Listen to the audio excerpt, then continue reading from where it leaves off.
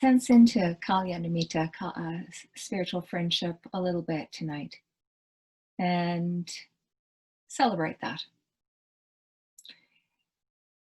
And so one of the first things that came to my mind is that there's a wide variety of flavors of friendship. And one, of course, is our sangha meeting here together. And so if you want to, as we often do, start on gallery view and just take a look around at our Kalyanamita, at our spiritual friends, those friends who really support us on the path. And so just letting the Kalyanamita flavor, the Kalyanamita group, this is our Kalyanamita group for tonight. This is a strong Kalyanamita group.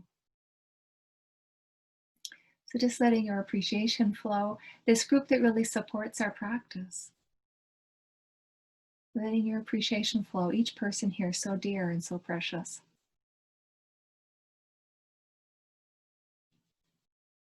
And letting yourself receive the appreciation.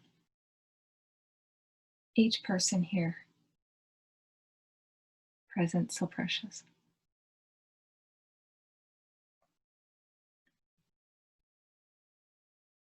And then also in the teachings, we have a sense of spiritual friendship in an internal way too. And the internal qualities, wholesome qualities that we cultivate in the practice are also considered our Kalyanamita. And there's a beautiful poem. Actually, I'll read this. This I'm going to read in honor of our sangha here tonight. This is the sutta that many of us might know. It's called the Whole of the Holy Life. And Ananda is talking to the Buddha. And Ananda says, and they're in a group of friends like this, a group of Kalyanamita. And Ananda says to the Buddha, "Oh, dear Venerable, this is the half of the holy life. Admirable friendship, admirable companionship, admirable camaraderie." And the Buddha said, "Oh, Ananda, don't say that. Admirable friendship, admirable companionship, admirable camaraderie is actually the whole of the holy life. When a practitioner has admirable people as friends, companions, and colleagues, they can be expected to develop and pursue the Noble Eightfold Path." And so we are in the company of admirable friends, admirable companions, and admirable camaraderie. In this companionship, we are supported in the path.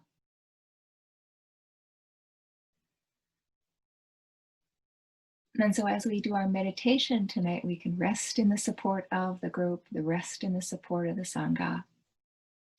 And also, so just letting that in, and we can also rest with the internal sangha, the internal support of our friends.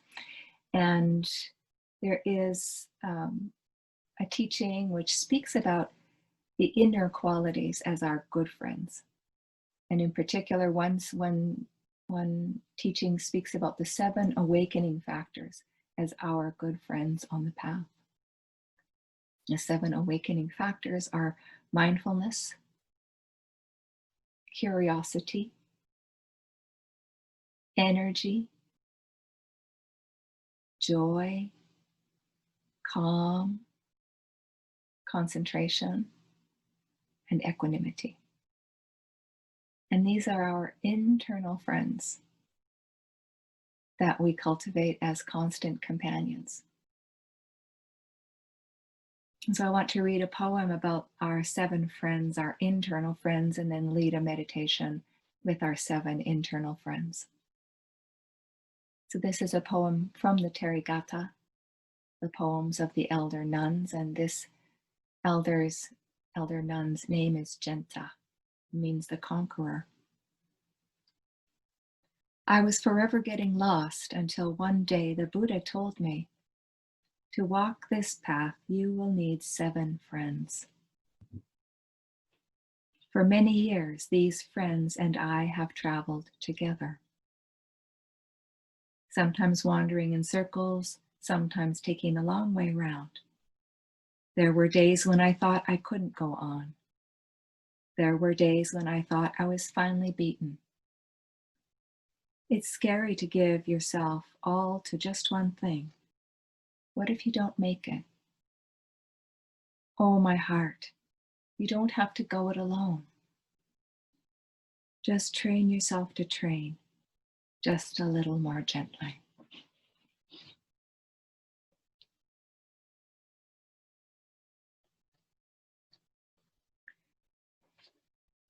And so settling in with our good friend mindfulness, as Venerable Analayo says, our good friend sati. Settling in with mindfulness in the body.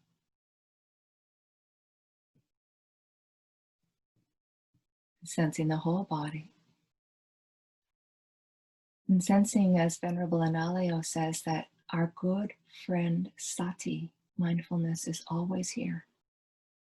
Always. Whenever we turn to mindfulness, this good friend is always here.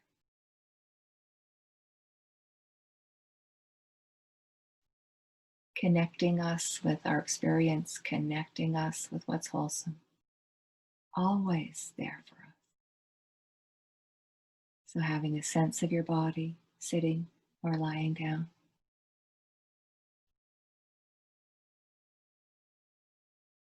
And sensing the whole body and the support that your body has. And the chair.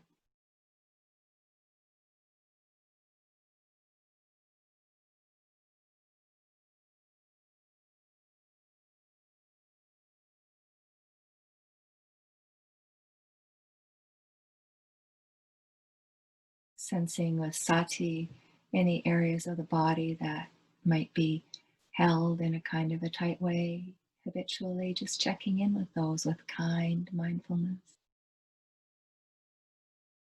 With curiosity, the second friend. How is the body doing?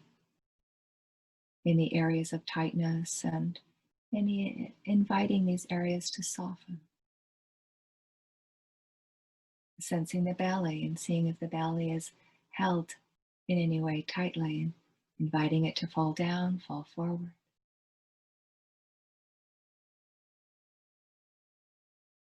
Checking in with the shoulders and just inviting them gently to soften.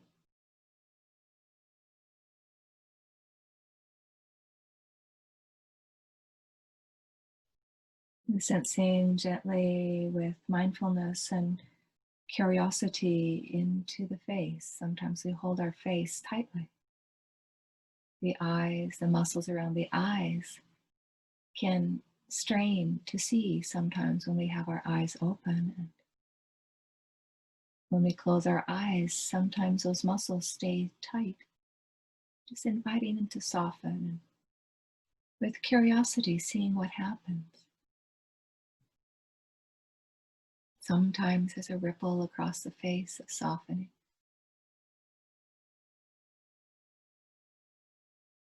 Inviting the whole face to soften.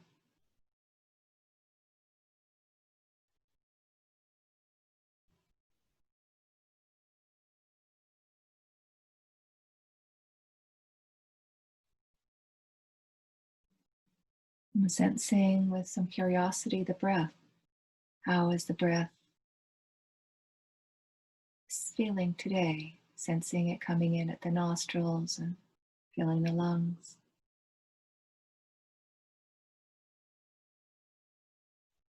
The belly. Feeling the sides of the body expanding against the arms. Sensing the back body expanding, contracting.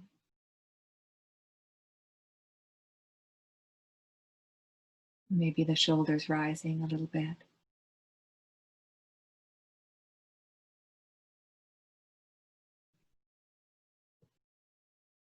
And sometimes, as we bring our curiosity to the body, sometimes there can be a sense of engagement with the body, a sense of engagement with the present moment. A sense of energy can rise, and sometimes we don't even notice it rising, but there can be a little connection with the moment. And that can give a little energy to the system. Just checking in and seeing if that's there. It won't be a big jumping over the moon energy, but just a little rise in the connection with the moment.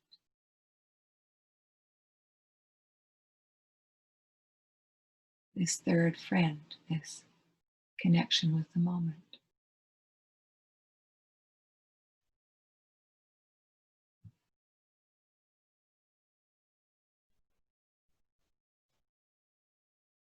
And then we can sense into just how it is right now and ask, is there any kind of quiet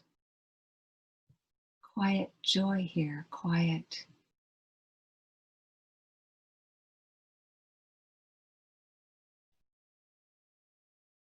ease, quiet calming, quiet settling,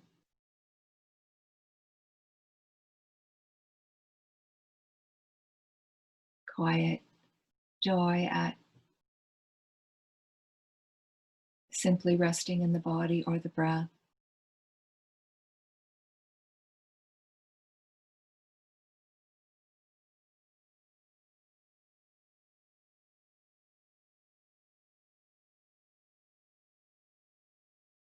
And if there's any kind of quiet happiness, quiet ease, just noticing that. How does it feel?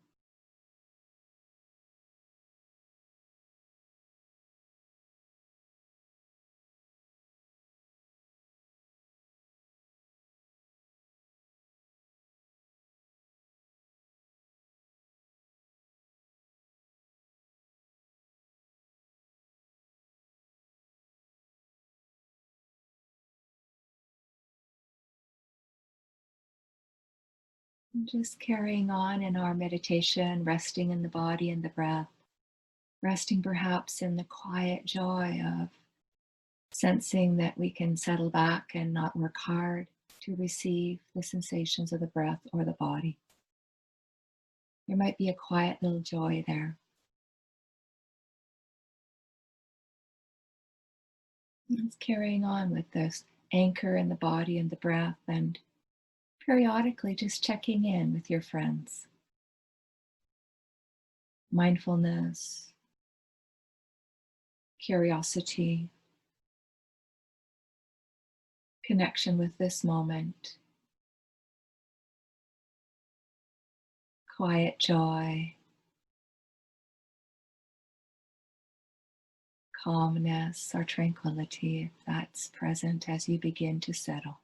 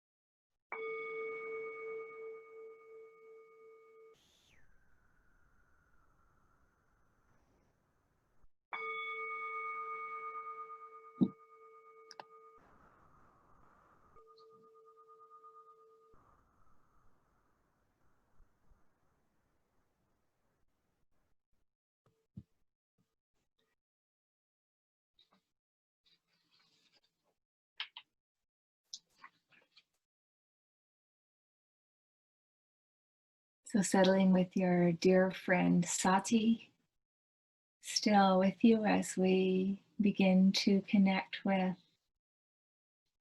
external mindfulness, with the sangha and with my words, and so many layers really of friendship internally and externally. So many layers of support really for the path. But here is another thing that the Buddha says about friendship. He says, with regard to external factors, I don't envision any other single factor like friendship with admirable people as doing so much for a practitioner in training. A practitioner who is a friend with admirable people abandons what is unskillful and develops what is skillful. So it does not see any other single factor like friendship with admirable people. And you know what that does in my own heart, it just lightens my heart, because then it just points to the fact that we are in the company of admirable people right now. I think I just grew about an inch taller. Just feeling like I am an admirable person in the company of you all. And feeling blessed by the admirable company.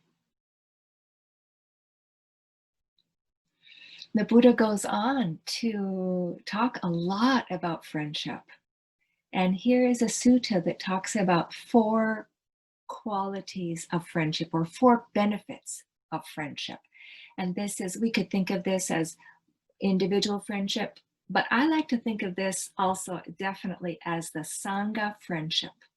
This friendship that we have in the gathering, the support that we have in the gathering. And so the Buddha is talking to a monk called Maggia. And he says, Maggia, when a practitioner has admirable people as friends, companions, and colleagues, it is expected that the practitioner will cultivate their virtue, their sila, their harmonious actions in the world. That's number 1 benefit, that we are supported to cultivate non-harming. And we take the precepts very often at the beginning of a retreat. This is the kind of the foundation of the practice, is this guideline of non-harming. Here's a second benefit, and this is my favorite one. I found this a bit funny. It says, when a practitioner has admirable people as friends, companions, and colleagues, it is kind of expected, it's like anticipated, that they will get to hear at will, easily, and without difficulty, talk that is truly sobering and conducive to the opening of awareness. For example, talk on restraint and renunciation, on contentment, on seclusion, on non-entanglement, on arousing of persistence, on virtue, on concentration, on discernment, on release, and on the knowledge and vision of release. I love that, because I never would have thought of that as the usual conversation topics amongst friends. But when you think about it, this is these are the usual topics of conversation amongst us as friends on Wednesday nights and in the Dharma. So this is a benefit. Third benefit, when a practitioner has admirable people as friends, companions, and colleagues, it can be anticipated that they will keep their persistence aroused for abandoning unskillful qualities and for taking on skillful qualities, steadfast, solid in their effort, not shirking their duties with regard to skillful qualities. And isn't that what we support each other to do when we come together Wednesday nights? This is what we are supporting each other to do. This is the gift that this friendship is offering us.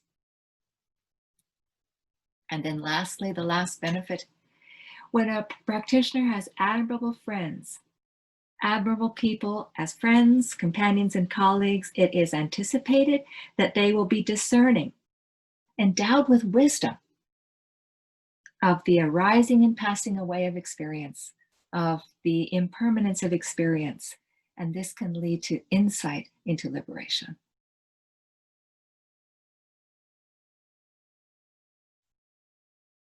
I feel like I want to thank you all for the support as friends and colleagues to be cultivating this.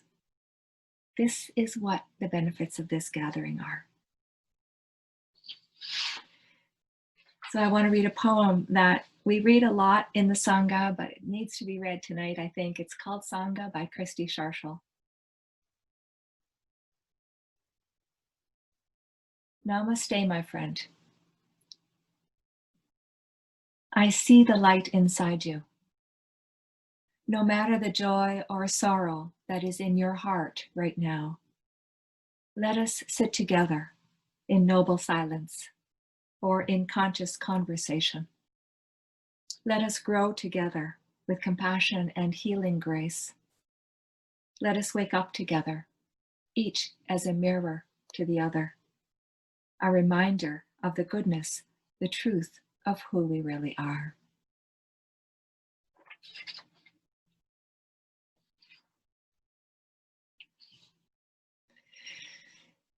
And so the Buddha goes on to talk more about friendship and talks, for example, says there are 4 things that are qualities of a good friend and 4 things that are qualities of a not so good friend. And says, and here he's talking to a householder, I imagine some young person who needs help in this discernment. It says, these 4, young householder, can be understood as foes in the disguise of friends. Someone who appropriates a friend's possessions, who renders lip service without meaning it, who flatters, and who brings ruin. And these 4, young householder, can be understood as warm-hearted friends. Those who are helpmates, those who are the same in happiness and sorrow. They who give good counsel and who also sympathize. And another sutta says, a good friend, when reveals their secrets to you and keeps your secrets. Isn't that lovely? I just love that sense of intimacy. And then also when misfortunes strike, a good friend doesn't abandon you. When you're down and out, they don't look down on you. And some of what I love about these is the Buddha's just talking about down-to-earth kind of everyday friendship skills, but points to them as so important. And as you know, for me, that kind of guides for myself. I kind of think, oh, am I a friend in this way? And if I find I am, I can feel good about that. Or I might find that there's areas I can cultivate more. And I can feel into my own friends, appreciate the qualities in them, appreciate the gifts offered from them. I was thinking back on this as I was putting this together today, and I remembered a time I had a multiple hindrance attack. For those, everybody here will know what that is. I don't know.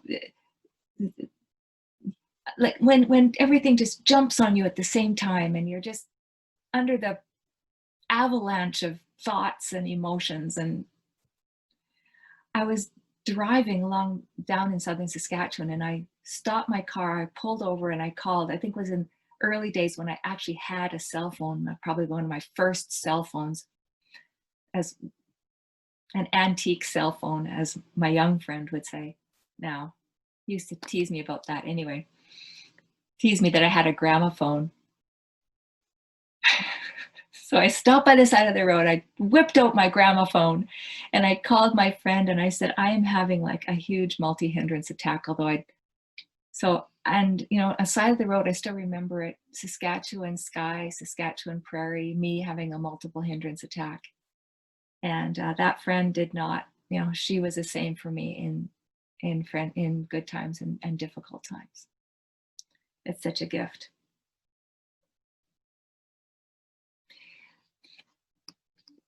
feeling into these ideas of friendship, realizing that these friends are not necessarily people that we need to know. Friends who support us in these ways, to support us in developing virtue, in arousing persistence, in abandoning the unwholesome, in cultivating the wholesome, don't necessarily need to be friends we know in person. They can be teachers, the Dalai Lama, or other people that we admire or see as role models that we want to emulate. This is another sutta the Buddha speaks about, the having friends we want to can emulate, and they're not necessarily friends that we know in person, which kind of widens our circle of friends. Books can be our friends, giving good counsel. Inner qualities, as we've spoken up before, the 7 factors can be our good friends, and Thanissaro Bhikkhu has spoken to me about this. Some of the most touchstone comments about this for me came from Thanissaro Bhikkhu, just the importance of the inner qualities we develop as lifelong friends, and even friends in the moment of our transition to whatever comes next after this life. All of these qualities don't have to be found in the same friend, which is kind of a relief. And these qualities, I was reflecting, don't have to be found in human friends. You know, I had a cat named Tiger who was my best friend. And my mom had a dog named Ralph who was my best friend. Our whole family's best friend. This was a friend. When misfortune struck, he did not abandon us. He was there constantly. That's a good friend. I feel a little teary thinking about Ralph. What a good friend Ralph was. Beauty and art can be our friends in this way, helping us to abandon unskillfulness and cultivate all kinds of skillful qualities. And nature can be our good friend. Here's Robin Wall Kimmerer. She says, who is an Anishinaabe teacher, scientist, also an elder, an author, and she writes, recent research has shown that the smell of the earth exerts a physiological effect on humans. Breathing in the scent of Mother Earth stimulates the release of the hormone oxytocin, the same chemical that promotes bonding between mother and child, between lovers. Held in loving arms, no wonder we sing in response.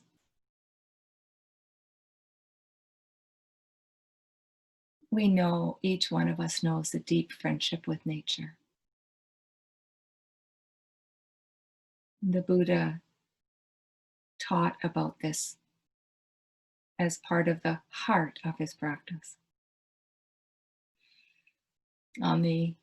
In the depth of his doubt and difficulty, he reached out to the earth and touched the earth and said, "Help me, I'm having some trouble." And the earth responded. I love this quote because the earth,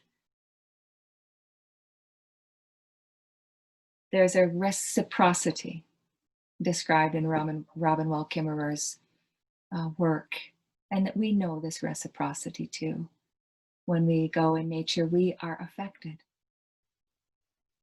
We are touched, we respond.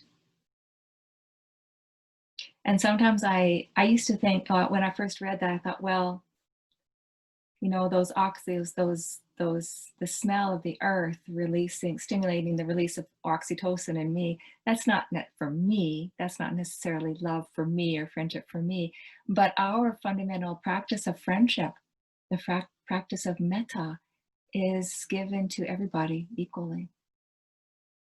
And that seems to me to be what the earth gives. is friendship to everybody equally.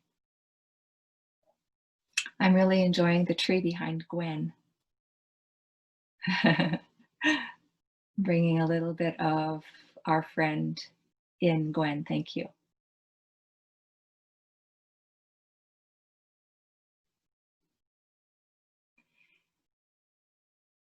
And so I want to offer now another sutta. This is called the Greater Discourse in Gosinga. And this is a sutta where there's a whole bunch of friends gathered.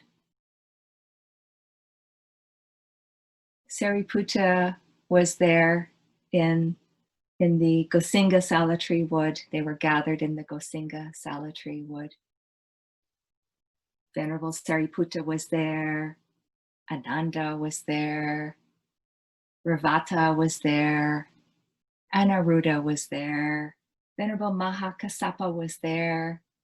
The Venerable Mahamoggallana was there. Everybody was there. Kind of like now, everybody's here. And Venerable Sariputta was kind of the host and welcoming all of the friends there.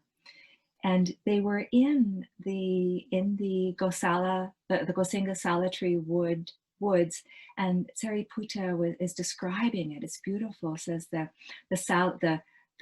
it's delightful. He says the Gosinga Salatree wood is delightful. The night is moonlit. The salatrees are all in blossom, and heavenly scents seem to be floating in the air. That was the atmosphere in the Gosinga Salatree wood when all of these friends were gathering. And the Venerable Sariputta asks the friends this question. He says, "Dear friends, the Gosinga Salatree wood is delightful. The night is moonlit. The salatrees are in blossom. Heavenly scents are floating in the air." And then he says, what kind of friend, dear friends, could illuminate the Gosinga Salatree wood? What kind of friends could illuminate the Gosinga Salatree wood?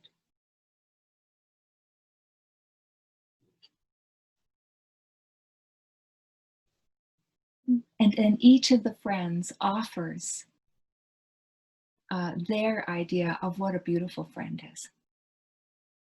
And there's many descriptions what a beautiful friend is, of what qualities of a friend would light up the woods. And I want to go back to the beginning of this talk when I brought the Meghiya Sutta in. And the Buddha is talking about a practitioner, an admirable friend is a practitioner who supports their friends to cultivate virtue, to cultivate wholesome qualities, to abandon unwholesome qualities, and to understand the teaching of liberation.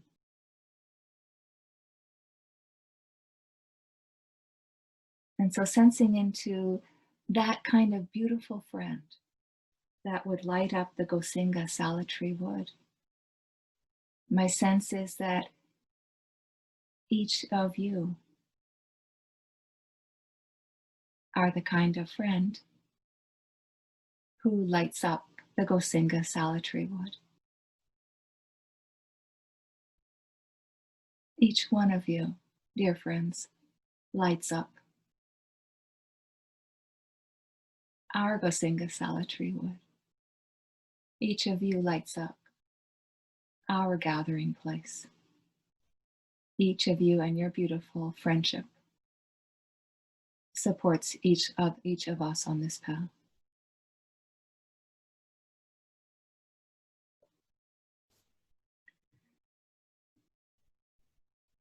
And so I realized I'm actually a little early in finishing this talk tonight.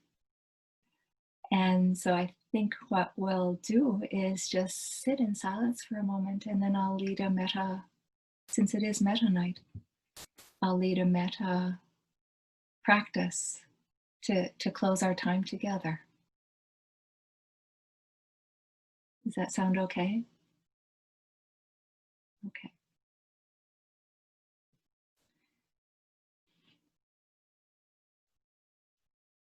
And so settling into the sense of the uh, the sense of our community and the sense of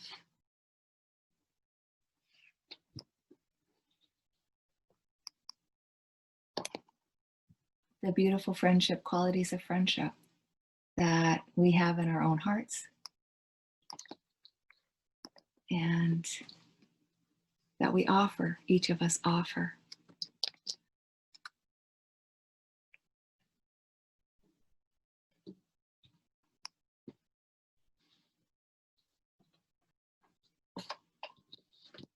And holding the whole community here in your kind awareness.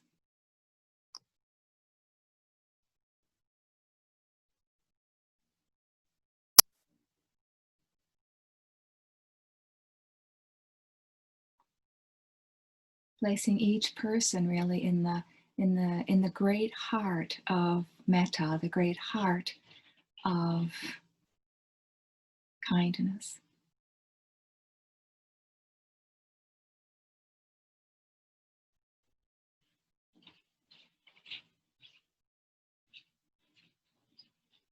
Letting your appreciation flow out to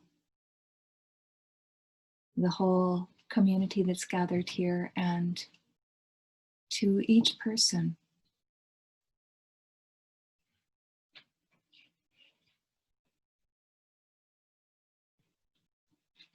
And sensing in your own body a sense of ease or care, connection, settledness.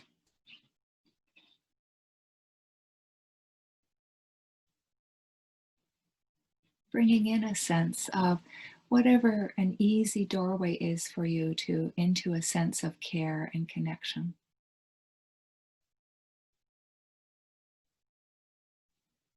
It could be simply being here tonight. It could be thinking about a place in nature or a time that you felt connected. Or it could be simply a sense of connection to your own body and the sense of calming that comes from that.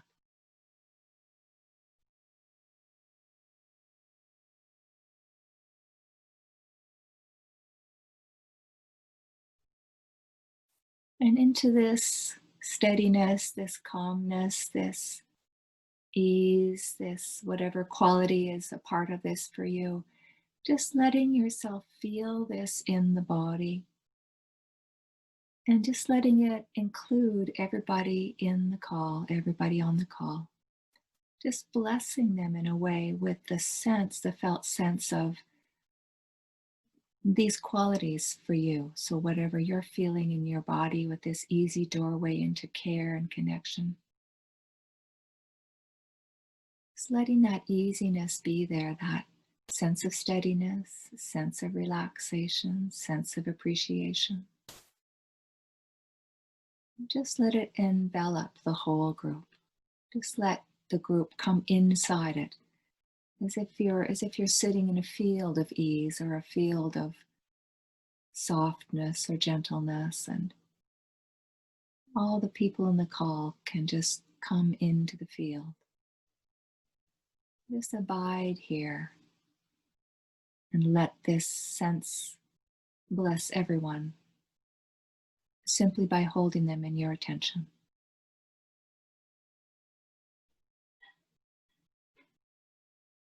Just abiding and radiating really this sense without effort or straining.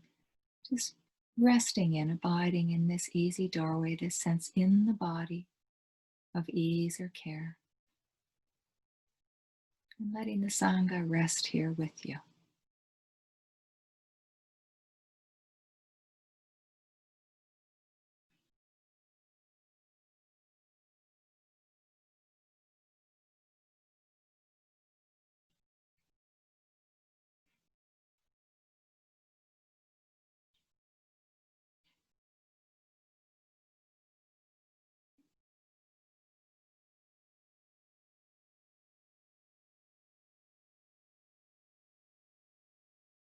Just abiding in this sense of softness, refreshing the easy doorway as you need to, sensing the sensations in the body, abiding in those sensations, and letting the image then recede and just abide in the sense of softness, ease, stability, simplicity, connection, care, appreciation. Just letting your own cells simply rest here for a while. Offering this friendliness to yourself.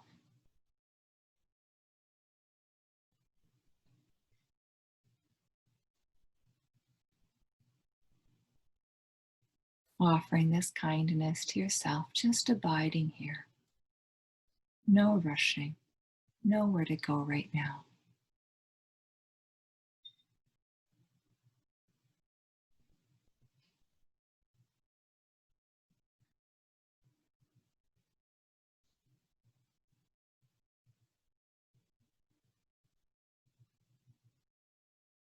The mind may start thinking or start revving up, and that's not a problem. When you notice that, just simply come back to your easy doorway. Just the sense of the body sitting here, somewhat settled, somewhat calm, heavy on the chair, feet on the floor, easy doorway, perhaps into a little bit of tranquility.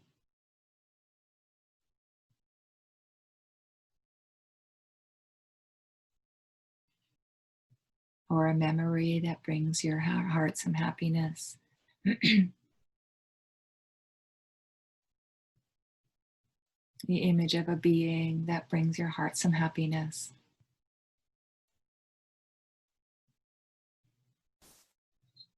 Those may be your easy doorways, and then sense into the body sensations from your easy doorway.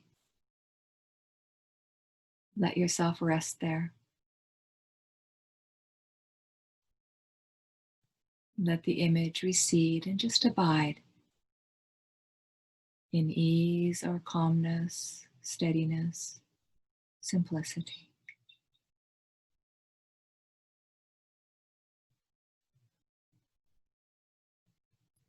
And then in your imagination, imagine the whole group inside this field of ease or steadiness or quiet joy.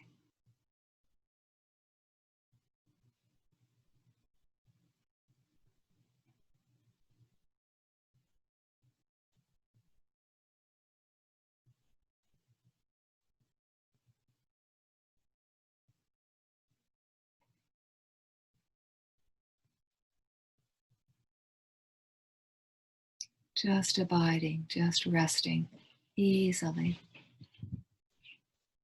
bringing the mind back when it wanders. No striving, just resting.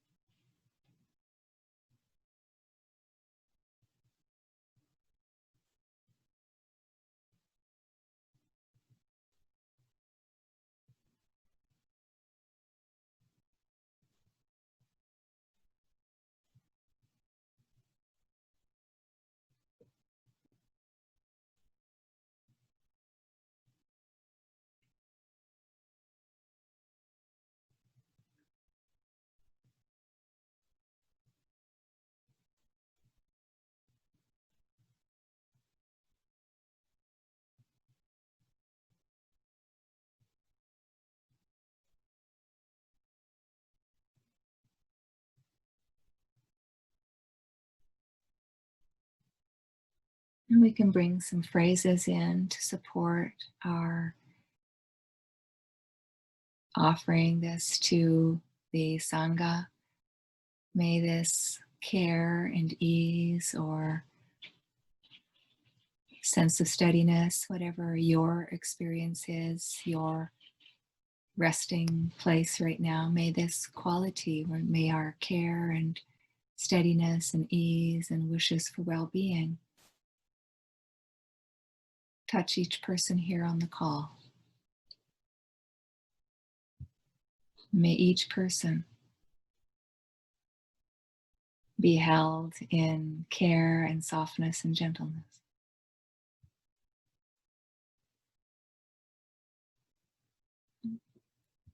Just gently let yourself open your eyes and stay connected with your sense of the body sensation of softness. But as we send to everyone, if you wish to open your eyes and send to the sangha, and just hold the sangha in your soft gaze. May each person here be held in care of softness and ease. May each person here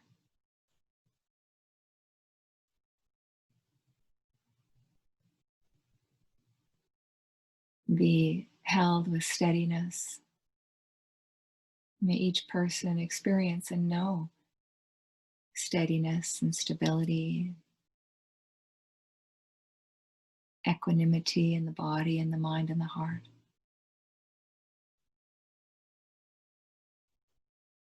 May each person here be held in safety. May each person here be held in safety of awareness and kindness.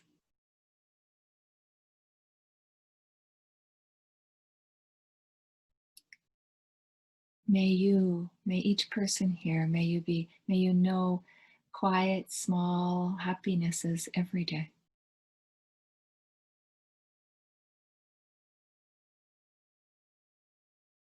And may you live with ease and peace.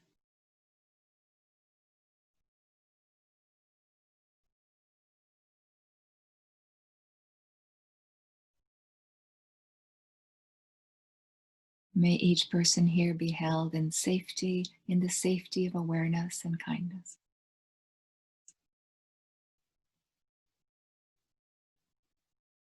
May each person here be held in softness and gentleness. May each person here be held in steadiness, equanimity. And may each person here live with ease and peace.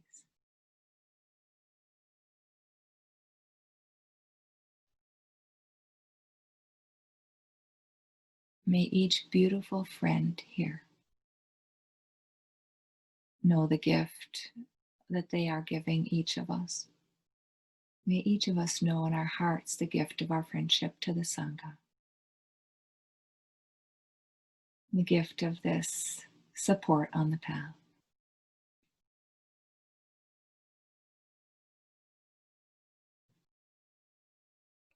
So dear friends, let's just take a moment and let everything settle, and then we'll dedicate the merit of our practice.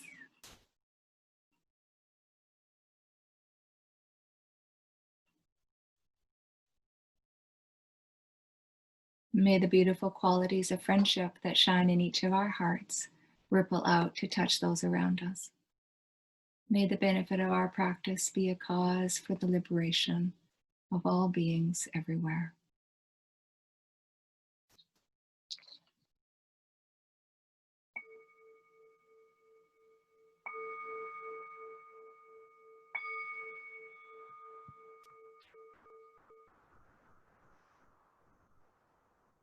Thank you.